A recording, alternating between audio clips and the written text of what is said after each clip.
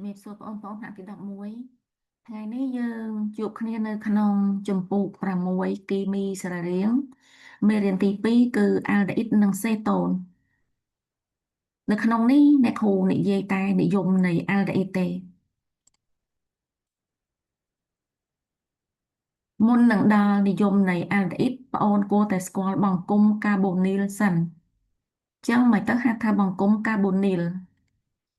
ចឹងបង្គំកាបូនីលគឺជាបង្គំមួយដែលគេសរសេររូបរាងបែបនេះគឺកាបូន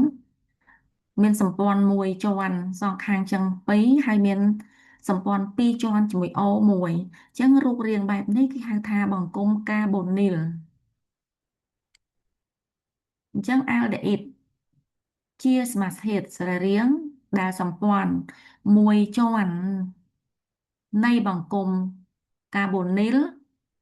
ជាប់ទៅនឹងអាតូមអ៊ីដ្រូសែននិងសម្ព័ន្ធមួយជាន់មួយទៀតនៃបង្គំភ្ជាប់ទៅនឹងរ៉ាឌីកាល់អ៊ីត្រូកាបួរអញ្ចឹងគេចង់ប្រាប់យើងថា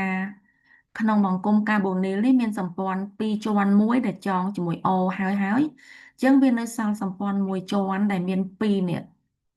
សម្ព័ន្ធមួយជាន់មានពីរអញ្ចឹងសម្ព័ន្ធមួយជាន់មួយនេះមួយជាន់ចំនួនមួយនេះជាប់ជាមួយនឹងរ៉ាឌីកាល់អ៊ីត្រូកាបួរហើយសម្ព័ន្ធមួយជាន់មួយទៀតគឺជាប់ជាមួយនឹងអាតូមអ៊ីដ្រូសែននេះបង្គំកាបូនីលអញ្ចឹងសម្ព័ន្ធមួយជាន់មួយជាប់ជាមួយអ៊ីដ្រូសែនហើយសម្ព័ន្ធមួយជាន់នេះទៀតជាប់ជាមួយនឹងរ៉ាឌីកាល់អ៊ីដ្រូកាបួរអញ្ចឹងរូបមន្តបែបនេះគឺជារូបមន្តរបស់អាល់ដេហ៊ីត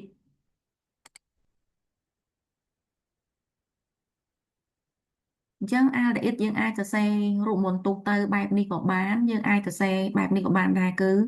រ៉ាឌីកាល់អ៊ីដ្រូកាបួរតាំងដោយ Air សម្ព័ន្ធ CHO ឧទាហរណ៍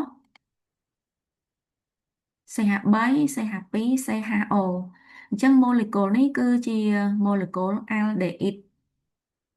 គេសម្គាល់លើបង្គំនេទី CHO